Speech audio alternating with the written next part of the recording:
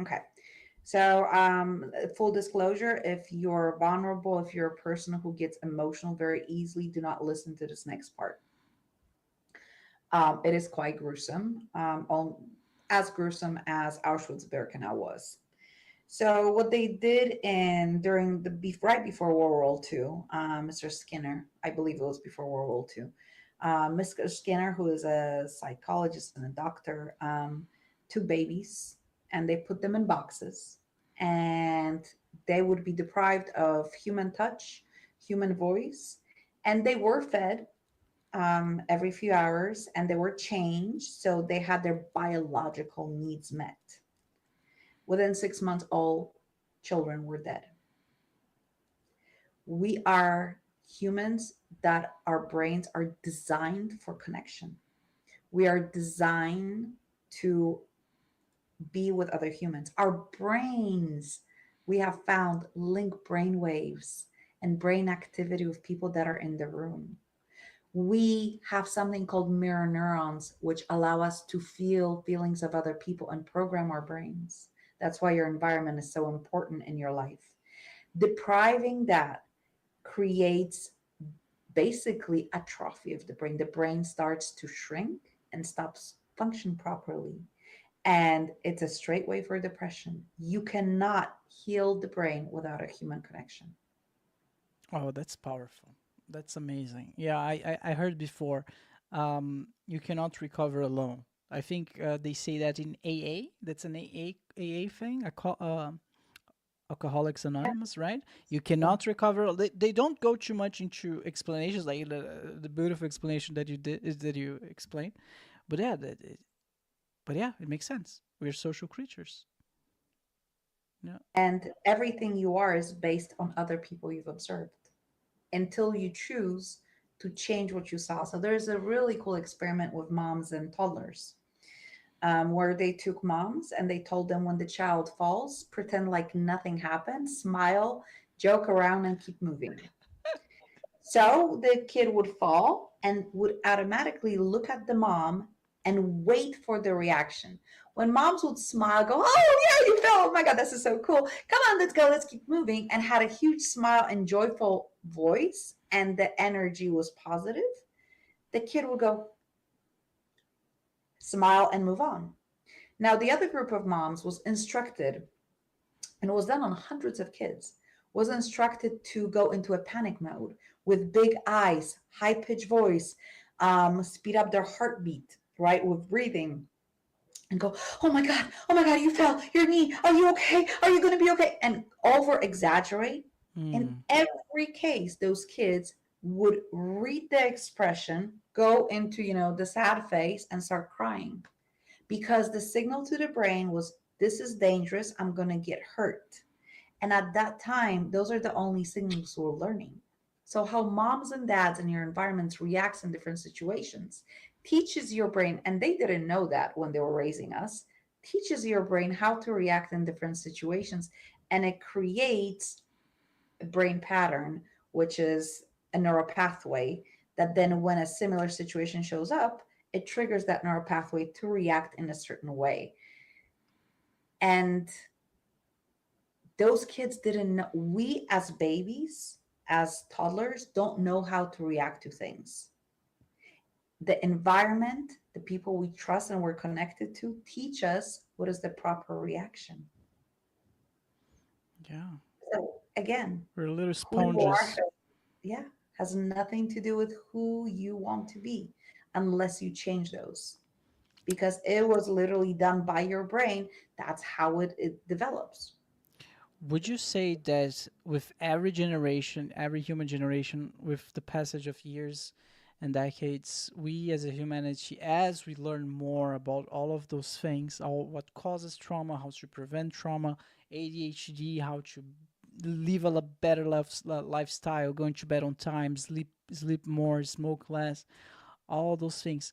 I I, I think it's not even a question. I think it's a fact. We just start living longer, like we start expanding our lifespan, and I can imagine maybe in 100 years from now, what is the lifespan right now? The average is like 80. I, 80. It's gonna be 120. Why not? but it's not because of how we live. No. No, it is quality of medicine, unfortunately. I wish I could say something else, but the medical advancement, things that we save now. I mean, in the past, that's why pregnancy was so dangerous. 40% of women died. Kids would die on regular. That's why we had so many kids in the past. And it was normal that a kid died. Nobody would really suffer. It was a child that died. Oh, okay, die. Okay, next kid. Woman would suffer for a period of time, but there was no emotional connection Oh, that's like brutal. now that we, well, I mean, there was, but it wasn't the way it is now, right? Yeah. And heart attack, you would die. Me with seizures in 1400s, I would be burned on the stake. A church would come, do an exorcism because a devil took me and I'm shaking on the floor, and this is the sign of the devil, and they would either stake me or drown me as a witch, Yeah. right? And I would be dead. So medicine and knowledge has advanced. We can treat so many things. I mean, no matter how much you hate vaccines, polio is gone when you take a vaccine. We would die of influenza. We would die of tuberculosis that would kill hundreds and thousands of people. This is not a case anymore. We have vaccines towards that. Cancer was not treatable. It is treatable now. There's so many things we can treat. Now, the quality of life does matter, and what we eat, how we function, the fresh air, access to water, access to fruits, all of that does matter. But the funny thing is, when you read stories and historical facts of the wise men, they would preach the same things we're preaching, just without the science. You need sleep, you need to be positive, wish people well. And we had the same issues as we're having now. We as humanity have not changed. I was watching, who was it? Jim Rome from like 40s, the old movie type of black and Mm. white. He was literally teaching stuff we still teach, and people go, oh my God, this is amazing. It's an epiphany. Has been around forever. Humans But have we been don't. humans for a long time. We have not evolved, right? As far as I know, we have been the same for a long time. Yeah, not much. Yeah, yeah. The That's why those historical, like Bridgerton and all of those, when you look at history, we were loving the same way, we were cheating the same way, we were fighting wars the same way, we had fights and quarrels the same way, we had hostile takeovers. We did everything we're doing now. Yeah, yeah. I had a history teacher, I think, in high school. Yeah, and the first day of class was like, guys, by the way, my name is Doctor. I don't know his name. John. I forgot his name. Before we learn anything in class, we need to set something straight. Everything that we're gonna study here in history class needs to be studied from one lens, through one perspective only. The people of the past are not dumber than we are. They're exactly like we are. They love the same. Like he said exactly what he said, and it was the first time that I was hearing that, and this completely changed my perspective because for some reason, and I'm not the only one. For some reason, I think we all grew up assuming unconsciously that all of those humans from the past are just dumber than we are for whatever reason because they didn't have the iPhone. I don't know. But yeah, it's just a crazy assumption. I think it's a natural thing. So Yeah, unknown is always, we assign certain traits to the unknown. yeah, We assign people different. Usually, first is assigned stupid. It takes a conscious effort to say different is not stupid, different is not wrong. It's just different. I'm curious, and when you're able to be curious, that's how actually societies change.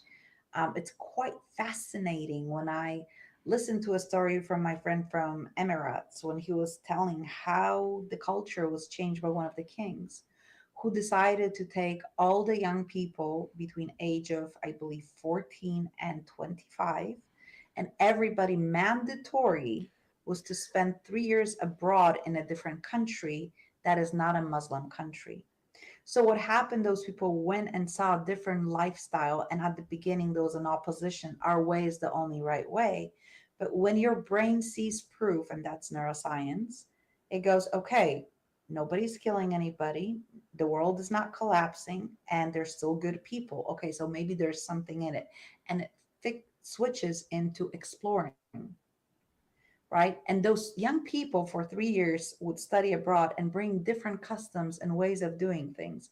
But it wasn't long enough to change them completely, but enough for them to have different experiences and be much more open to different ways of doing the same thing. And that allowed